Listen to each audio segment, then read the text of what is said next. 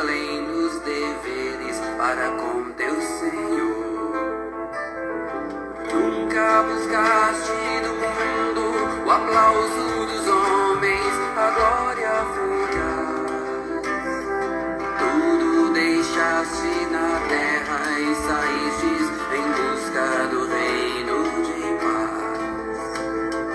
Viste a luz do deserto, ouviste o chamado do Cristo Jesus.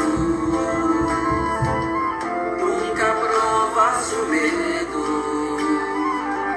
nunca tua alma tombou. Resistindo e sofrendo, cumpriste a missão que o Senhor te levou. E hoje tu és a lição para todo aquele que quer ser cristão. E no reino de Jesus tua vida é estrela, roteiro de luz.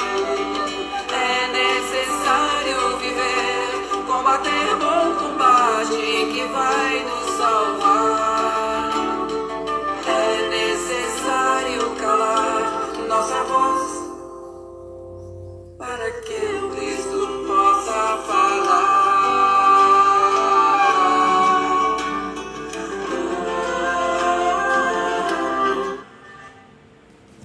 Olá, meus queridos amigos, meus queridos irmãos, seja muito bem-vindo, seja muito bem-vinda a mais um estudo das cartas de Paulo à luz da nossa amada doutrina espírita. Que alegria, que prazer estarmos juntos. Hoje vamos estudar o capítulo 10 da carta aos Romanos. Olha só, já estamos chegando aí no capítulo 10 e é um capítulo relativamente curto, tá? Estamos hoje com 10 slides apenas, contando aí com a capa, mas é muito proveitoso, tá? É um capítulo em que Paulo ele continua a discorrer acerca da justiça. É um capítulo que ele vai falar muito sobre o profeta Isaías, né? Muitas passagens do profeta Isaías estão neste capítulo, né? E ele continua falando acerca dos judeus, dos israelitas, né? Essa carta aos romanos como um todo, né? A gente sabe que foi direcionada aos cristãos de Roma, e esses cristãos eles eram um corpo, né? Composto por ex-pagãos e ex-judeus que tinham virado cristãos, né? Paulo, lá no início da carta, ele fala um pouco sobre os pagãos, mas a grande maioria da carta ele vai falar muito sobre os judeus, sobre os erros dos judeus e as possibilidades de retificação. Por que Paulo fala muito sobre os judeus, né? Por dois grandes motivos. O primeiro é porque ele, Paulo, tinha sido judeu, israelita, né? E tinha compartilhado, tinha bebido, né? Da mesma fonte. Ele conhece os prós e os contras. Então ele fala com muita propriedade, é o primeiro grande motivo. O segundo grande motivo é porque o povo judeu, que era o povo hebreu, era um povo que tinha tudo para assim conduzir a evolução espiritual no planeta Terra, porque tinha recebido a primeira revelação, né, em seu seio, tinha recebido os profetas, recebeu o nosso Senhor Jesus Cristo, né? Então é um outro grande motivo para que Paulo se detenha em muitas linhas, muitos versículos nesta carta aos Romanos sobre o povo judeu. Então vamos lá, vamos estudar esse capítulo 10, que é um capítulo belíssimo, tá? É um capítulo curto, mas muito bonito. Só relembrando o finalzinho lá do capítulo 9, né? Paulo ele estava falando acerca da justiça, né? Da diferença da justiça humana para a justiça divina. E aí nós lembramos que o Espiritismo nos deixa muito claro essa diferença também na própria lei mosaica, que o Espiritismo vem nos explicar que a lei mosaica se constitui de duas partes.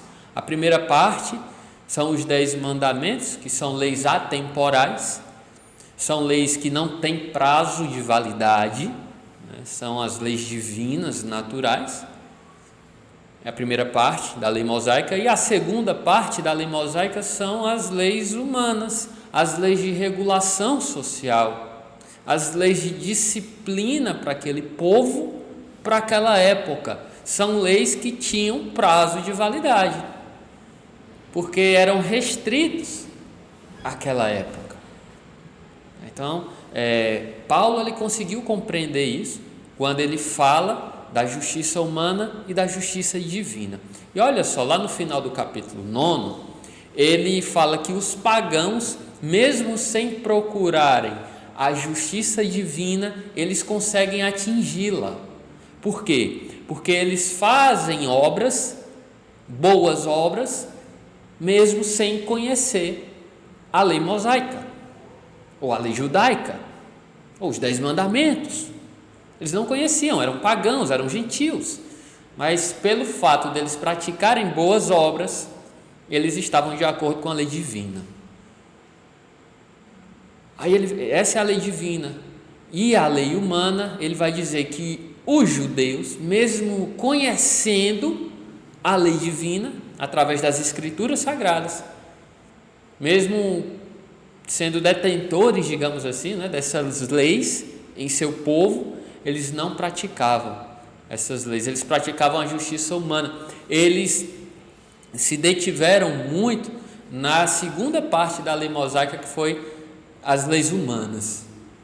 Eles deixaram um pouco de lado as leis divinas, ou a lei divina, que era a principal.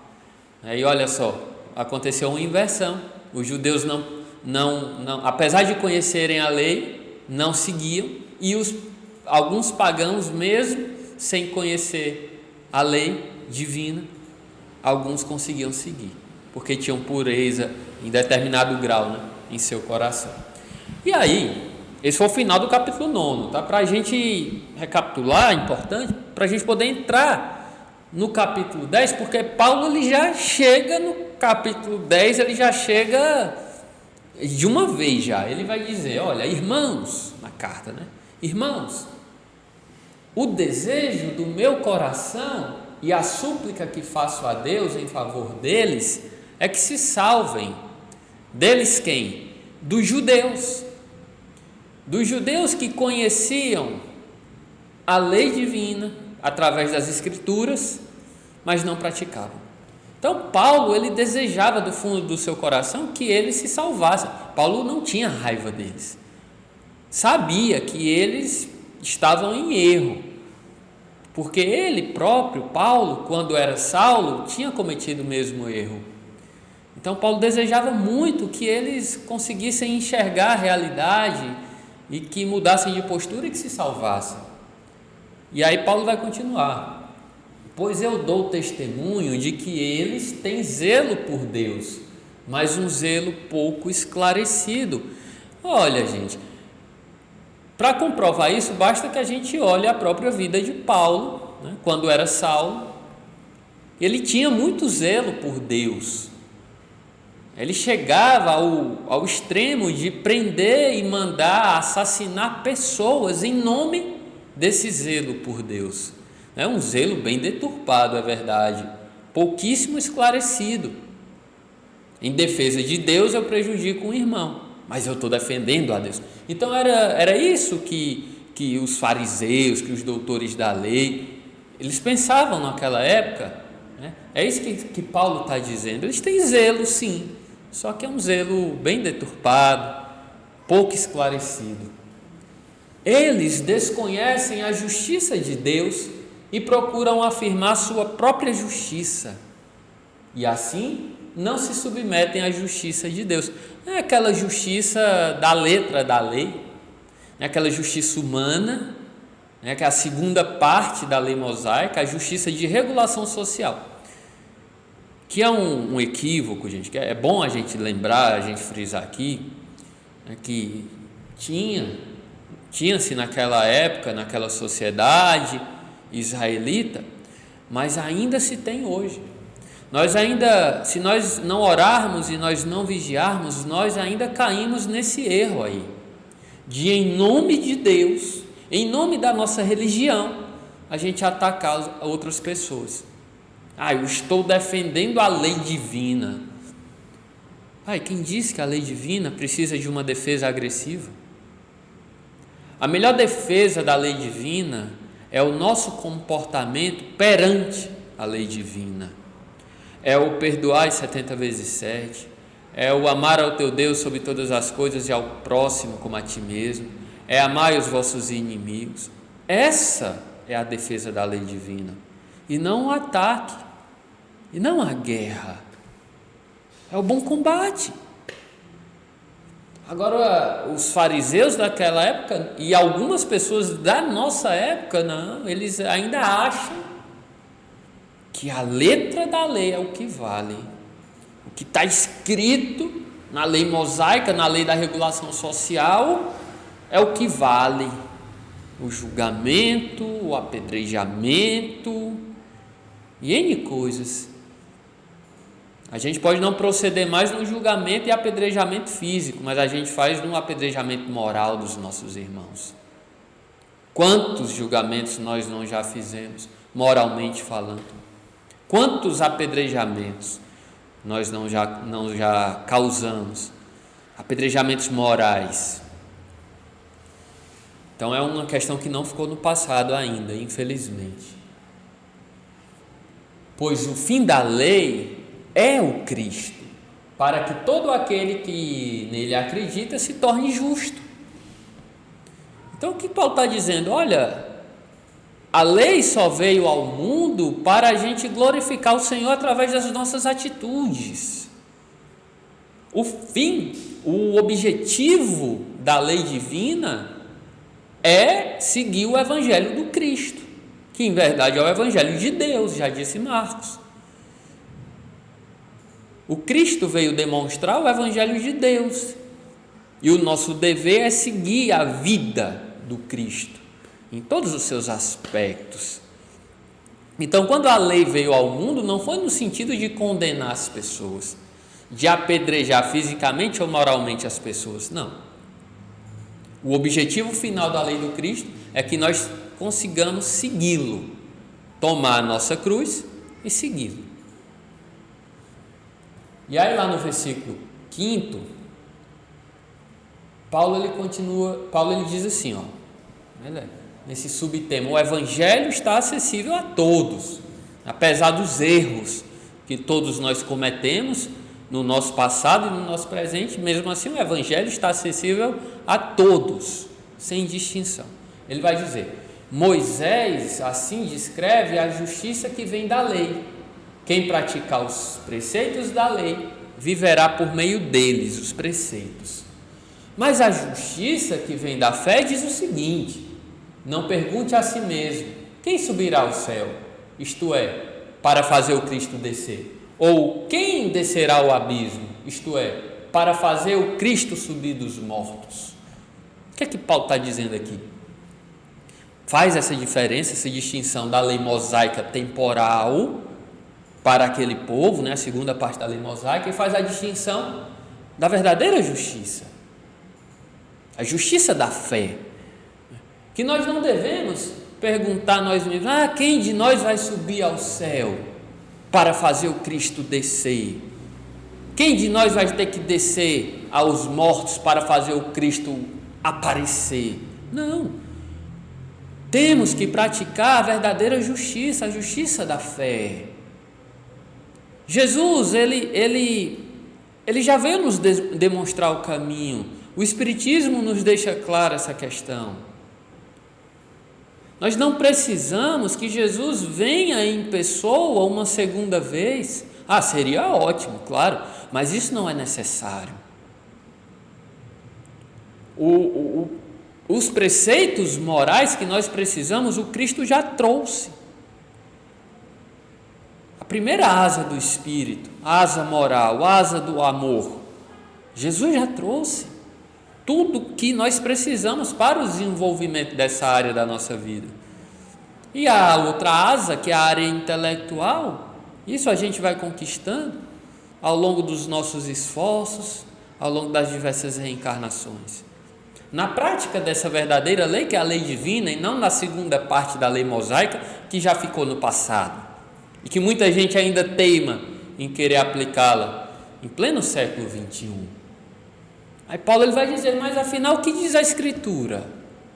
Ele vai lá no Primeiro Testamento, o que diz lá? Poxa, eu estou falando para ex-judeus, então vamos lá no que vocês conhecem.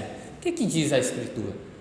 A palavra está perto de você, em sua boca e em seu coração, isto é, a palavra de fé que nós pregamos. Não precisa que Jesus venha de novo,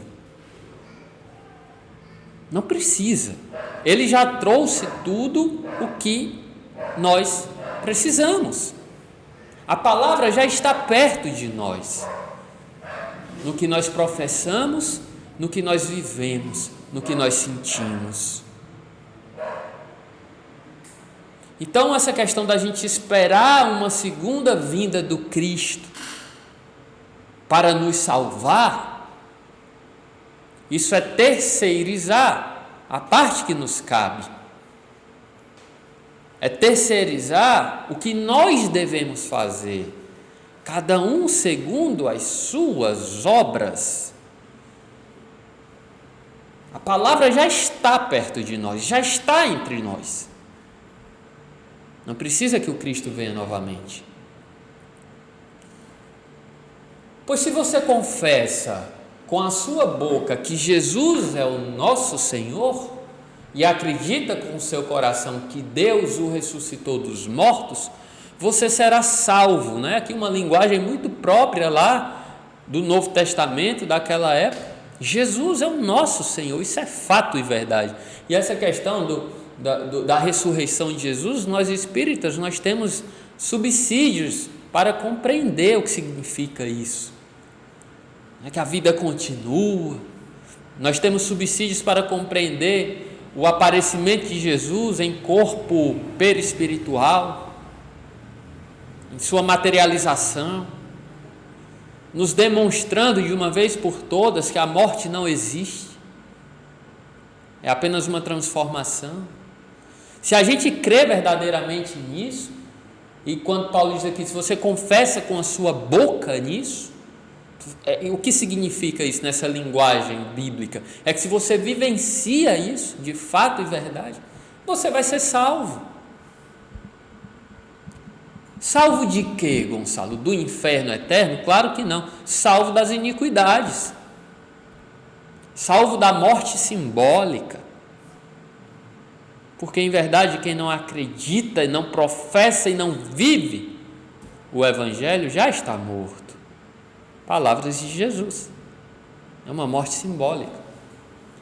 É acreditando de coração que se obtém a justiça. Olha só, não é só lendo as leis mosaicas, que a letra, Paulo já disse, a letra mata, o espírito que vivifica. Então, não é só lendo, é de verdade acreditando e vivenciando com seu coração que se obtém a verdadeira justiça, e é confessando com a boca que se chega à salvação. Esse passo a passo que o Paulo dá é interessante, porque a Alcione ela vai dar lá no livro Renúncia. Paulo dá 2 passos aqui, acreditando de coração e confessando com a boca, né? Paulo está dizendo o sentir e o viver. A Alcione ela vai falar o estudo, a meditação, o sentimento e a vivência. 4 passos a Alcione vai dar. Paulo ele dá 2. E a gente percebe a evolução das revelações. Paulo dá 2 passos, Alcione já deu 4, mais mastigado. É muito interessante. E aí Paulo vai continuar. De fato, a Escritura diz: todo aquele que acredita nele não será confundido. Isso aí está em Isaías, capítulo 49, versículo 23. Paulo ele faz aí a primeira referência a Isaías. E está lá, olha só, está grifado. E vocês já sabem, se está grifado é porque mais na frente, no próximo slide nós vamos fazer uma referência de alguma obra espírita sobre essa parte que está destacada. Todo aquele que acredita nele não será confundido. E aí Paulo vai continuar.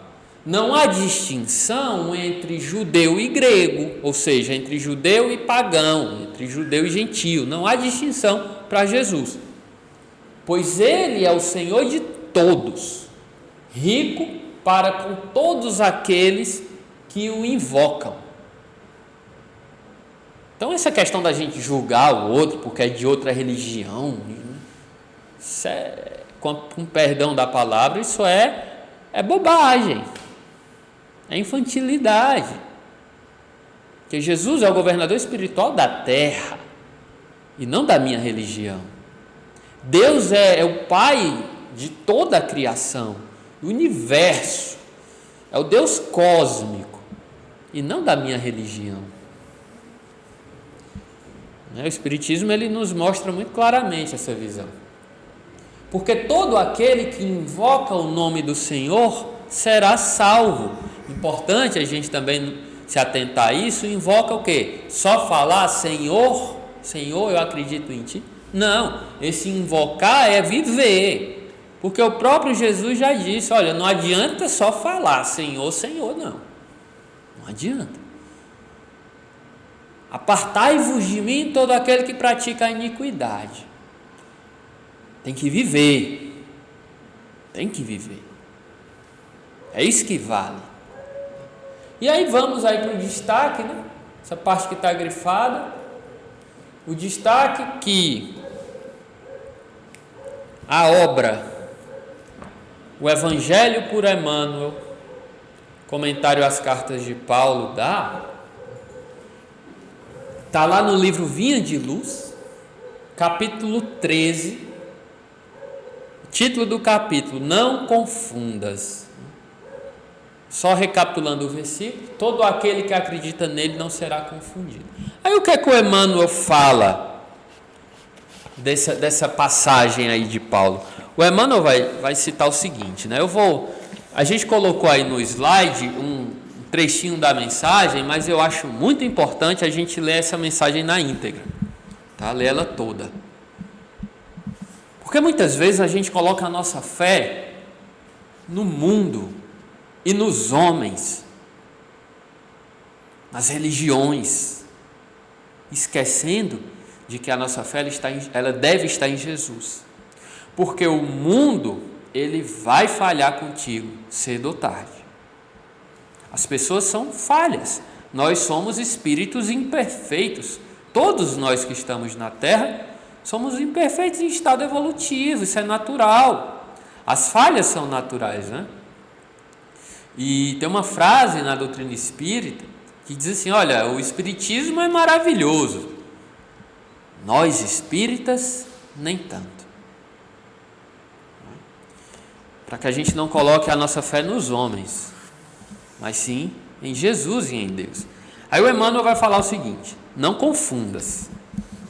Em todos os círculos do cristianismo, há formas diversas quanto à crença individual. Todo mundo dentro do cristianismo, muita gente tem suas religiões dentro do cristianismo. Há católicos romanos que restringem ao padre o objeto de confiança. Há reformistas evangélicos que se limitam a fórmulas verbais e espíritas que concentram todas as expressões de fé na organização mediúnica. É natural, portanto, a colheita de desilusões. Em todos os lugares, há sacerdotes que não satisfazem, fórmulas verbalistas que não atendem e médiuns que não solucionam todas as necessidades. Além disso, temos a considerar que toda crença cega, distante do Cristo, pode redundar em séria perturbação. Quase sempre, os devotos pedem algo mais. Quase sempre, os devotos não pedem algo mais que a satisfação egoística no culto comum, no sentimento rudimentar de religiosidade, e daí os desastres do coração. O discípulo sincero, em todas as circunstâncias, compreende a probabilidade de falência na colaboração humana e, por isso mesmo, coloca o ensino de Jesus acima de tudo. O Mestre não veio ao mundo operar a exaltação do egoísmo individual, e sim traçar um roteiro definitivo às criaturas, instituindo o trabalho edificante e revelando os objetivos sublimes da vida. É aquela coisa, Jesus ele não veio passar a mão na cabeça de ninguém, ele veio nos redimir. Lembra sempre que a tua existência é jornada para Deus. Em que objeto centralizas a tua crença, meu amigo? Recorda que é necessário crer sinceramente em Jesus e segui-lo, para não sermos confundidos. Muito forte essa mensagem. Se nós colocamos a nossa crença nas pessoas do mundo, ou no próprio mundo, na satisfação de nossos interesses egoísticos, nós estamos caminhando para um desastre do coração. Cedo ou tarde ele vai ocorrer, porque cedo ou tarde os nossos desejos mundanos não serão atendidos. Cedo ou tarde as pessoas vão nos decepcionar. É por isso que a vivência verdadeira do Evangelho é um convite ao desapego do mundo. Já nos disse o Mestre: no mundo tereis aflições, mas tende bom ânimo, eu venci o mundo.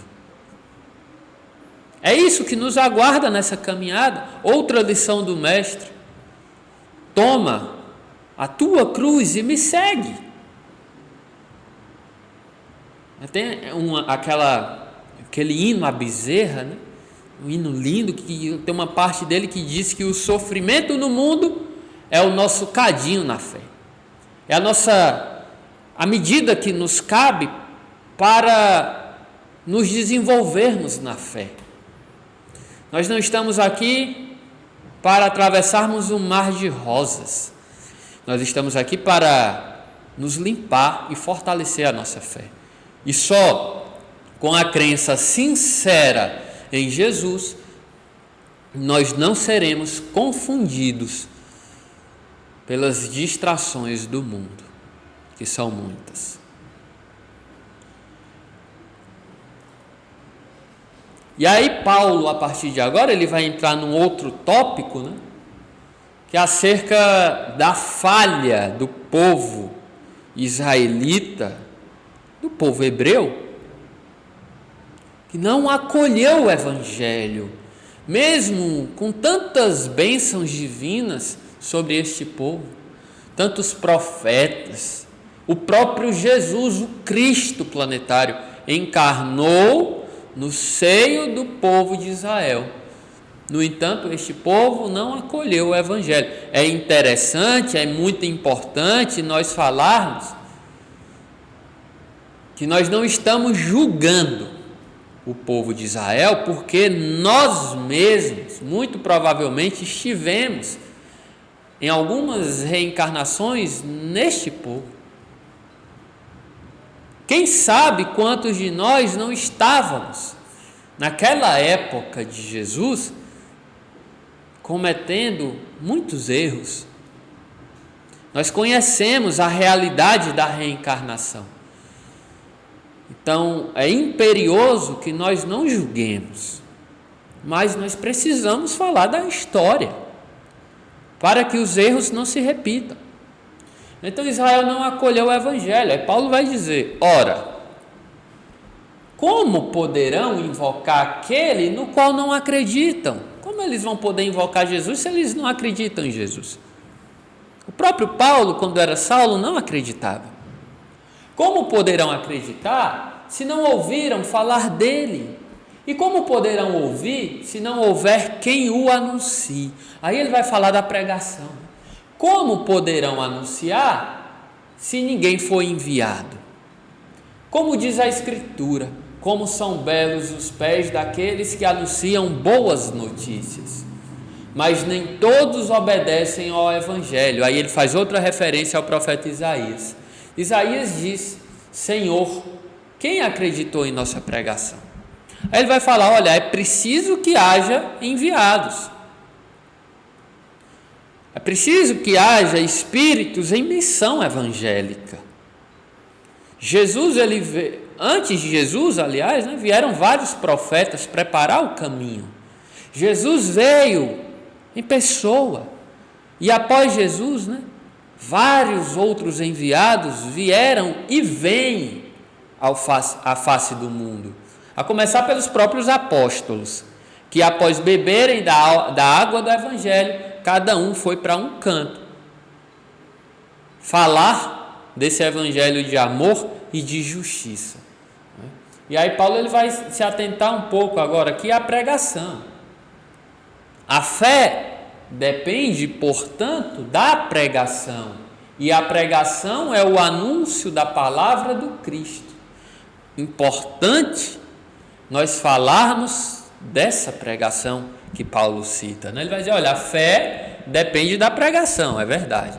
Mas que pregação é essa?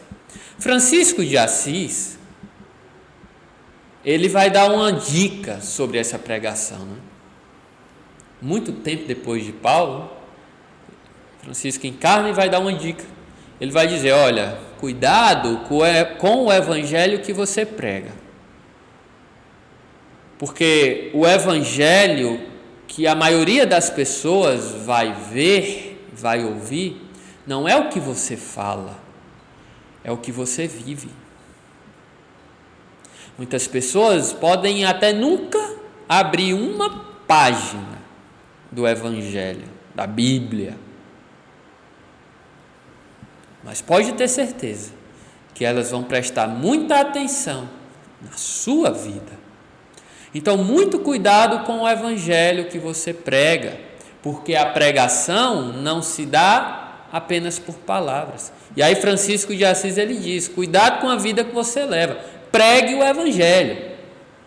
Se necessário, use palavras. Interessante. Se necessário. Porque a pregação é vivência. O evangelho é vivência. Jesus ele não escreveu uma palavra. Jesus viveu. Jesus ele ensinou através da palavra, mas antes da palavra ele vivenciou, ele demonstrou que não foram só palavras, que acima de tudo foram ações. Então essa pregação que Paulo fala, é importante a gente se atentar no sentido espiritual, para que a gente não fique apegado à letra que mata. A gente não deve se apegar à letra, isso é o sentido espiritual, o espírito que vivifica. Aí Paulo vai continuar. Agora eu pergunto: será que eles não ouviram? Ao contrário, pela terra inteira correu a voz deles, e suas palavras foram até os confins do mundo. As palavras de quem? Dos enviados do Cristo. Aqui Paulo poderia estar se referindo aos apóstolos que se dividiram e cada um foi para um lugar da terra, do mundo conhecido naquela época. Mas hoje, com a visão da doutrina espírita, nós sabemos que o Cristo sempre enviou emissários à terra. Começando lá, na época da maioridade terrena, a maioridade espiritual da terra, lá, por exemplo, no século de Péricles, ali 500, 400 a.C., veio Péricles, veio Sócrates, veio Confúcio, Lao Tse, Buda, toda essa galera boa, toda essa turma boa, veio mais ou menos na mesma época, ali 500, 400 antes de Cristo, como emissários de Jesus. para fundar na terra a maioridade espiritual da terra, preparando o terreno para a vinda do próprio Cristo. E depois do Cristo, quantos outros emissários em todos os locais do planeta não vieram? Quantos? Em todos os cantos e em todas as áreas, não só na religião, mas nas filosofias, nas ciências, nas artes. Então, olha, será que as pessoas elas não ouviram por falta de quem pregasse? Claro que não. Pela terra inteira correu a voz dos enviados do Cristo e do próprio Cristo que veio em pessoa. Pergunto ainda, será que Israel não entendeu? Moisés já dizia: farei com que vocês tenham ciúmes de um povo que não é povo. Provocarei a ira de vocês contra um povo insensato. Moisés estava se referindo, né, a uma ira posterior dos judeus contra os pagãos. Moisés, com uma letra muito temporal, se referindo a essa divisão entre judeus e pagãos. E aí, Paulo mais uma vez cita Isaías, dizendo, Isaías até ousa dizer: fui encontrado por aqueles que não me procuravam, manifestei-me para aqueles que não perguntavam por mim, ao passo que sobre Israel o dia todo estendia as mãos a um povo desobediente e rebelde. Então o que Isaías falou? Isaías disse que foi ouvido, que foi entendido pelos pagãos, pelos gentios, mas não foi ouvido pelo próprio povo de Israel, pelo seu povo. Pelo seu povo. Foi ouvido por outros povos, mas pelo seu próprio povo não foi ouvido. E essa parte está destacada porque vem uma referência sobre ela. Por que geralmente isso não aconteceu só com Isaías, isso não aconteceu só com Jesus? Por que o nosso próprio povo não nos valoriza? Tem aquele ditado que diz assim: prata da casa não é valorizada. Os contemporâneos de determinado filósofo, determinado enviado do Cristo, determinado artista, eles têm a mania de não valorizar. Artista da terra não é valorizado. Quantas vezes nós não já ouvimos isso? Só valorizamos o que é de fora. Por quê?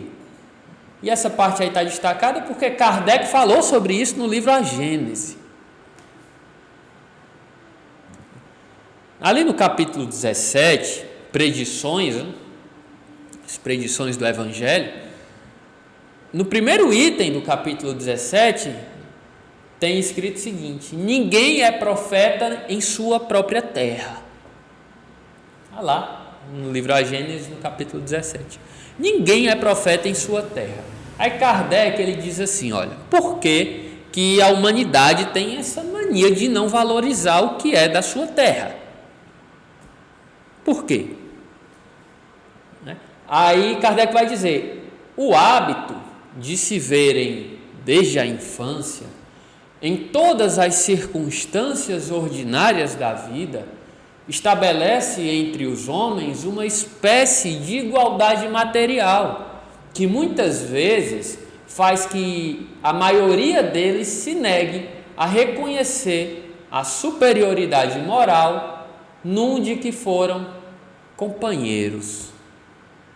O que Kardec está dizendo? Que por a gente conviver com as pessoas, a gente vê as pessoas inseridas nos problemas da matéria, no dia a dia, Às vezes a pessoa tem alguma limitação, às vezes não, sempre tem, todos nós temos algumas limitações. E por a gente conviver na matéria, nós não reconhecemos a superioridade moral de alguém que está correndo na vida ao nosso lado, porque nós estamos vendo algumas limitações dela. Porque a gente tem a mania de achar que, por exemplo, para pregar o evangelho, a pessoa tem que ser santa. Aí você fala, fulano tem tal defeito e quer falar do evangelho? Sim, mas qual é o problema? Se o fulano se esforça para vencer o defeito que tem, a limitação que tem. Se a própria doutrina espírita nos diz que a gente não tem que esperar melhores condições para começar o trabalho, ou para continuar no trabalho, que a gente deve começar hoje o trabalho com as nossas limitações, porque é através do trabalho, do estudo, do serviço, que nós vamos aprendendo a vencer as nossas limitações. O Espiritismo nos fala isso. Então, por que nós temos a mania de fazer esse julgamento, observando aqueles que correm ao nosso lado e contando os defeitos que tem, não valorizando aquele que se esforça? Aí Kardec ele continua dizendo: depois da morte, nenhuma comparação é mais possível, né? Comparação material, porque a pessoa já está desencarnada. Unicamente o homem espiritual subsiste, e tanto maior parece, quanto mais longínqua se torna a lembrança do homem corporal.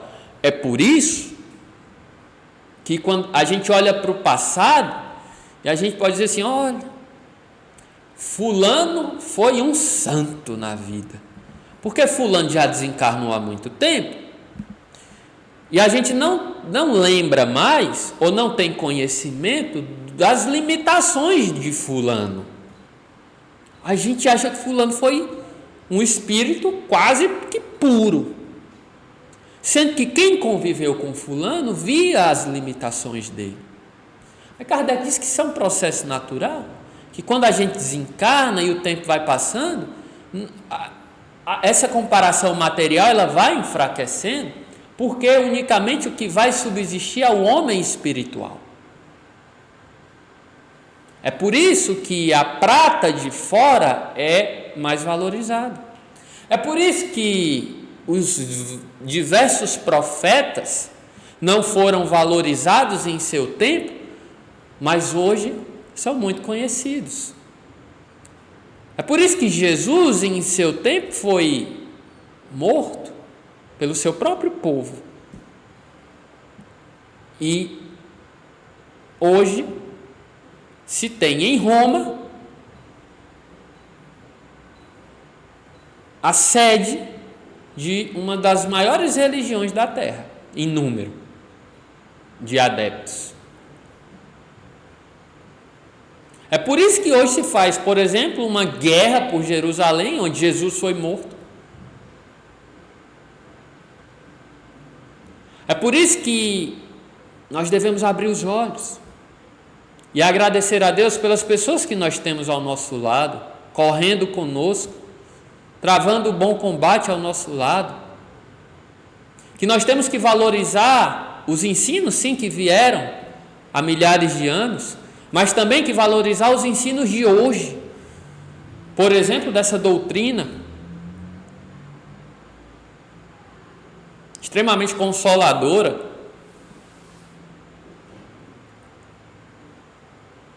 não podemos nos deter apenas ao passado. O passado é importante, mas o presente, como o próprio nome já diz, é um presente de Deus. Precisamos parar de valorizar apenas o que está distante, para valorizar também o que está ao nosso lado, o que está hoje conosco. Isso é um problema antigo da humanidade que ainda persiste. Dessa forma, nós finalizamos o nosso estudo do capítulo 10 da Carta aos Romanos com essa frase, está lá no versículo 11 desse capítulo 10. Todo aquele que acredita nele não será confundido. Não será confundido pelos prazeres do mundo, pelas vantagens do mundo, pelas ilusões do mundo, porque vai ter o seu foco nele, em Jesus, o Cristo de Deus. Meus irmãos, que Jesus nos abençoe, que Deus seja sempre louvado, e até semana que vem, com o capítulo 11 da carta de Paulo aos Romanos. Um grande abraço, fiquem com Deus.